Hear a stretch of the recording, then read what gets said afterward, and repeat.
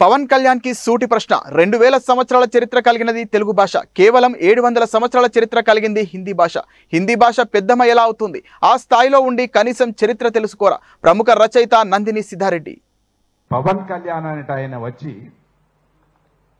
ఇక్కడ ఏమన్నాడు అనంటే తెలుగు మాతృభాష అమ్మ అయితే తెలుగు అమ్మ అయితే హిందీ పెద్దమ్మ అన్నాడు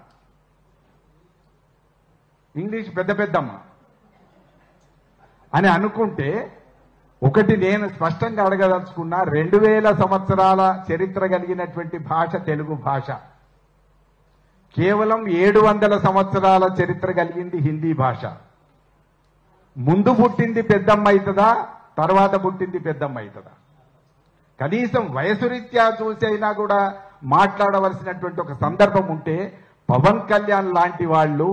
కేవలం రాజకీయ సమీకరణాల్లోంచి వాళ్ళు భాషను రుద్దేటటువంటి ప్రయత్నం ఒక తెలుగువాడయ్యి ఉండి పెద్దమ్మని అనడానికి కనీసం చరిత్ర అన్న తెలుసుకోవాల్సినటువంటి అవసరం ఉంది 2000 సంవత్సరాల చరిత్ర తెలుగు భాష ఇవాళ తెలుగు భాషకి ప్రాచీన భాషా హోదా కూడా ఉన్నది హిందీ భాషకు లేదు ఉండడానికి దానికి వయసు లేదు ఆ వయసు లేనటువంటి భాషను తీసుకొచ్చి పెద్దమ్మ అంటే మనం అందరం కూడా ఊరుకోవాల్సినటువంటి పరిస్థితి దొంగతనంగా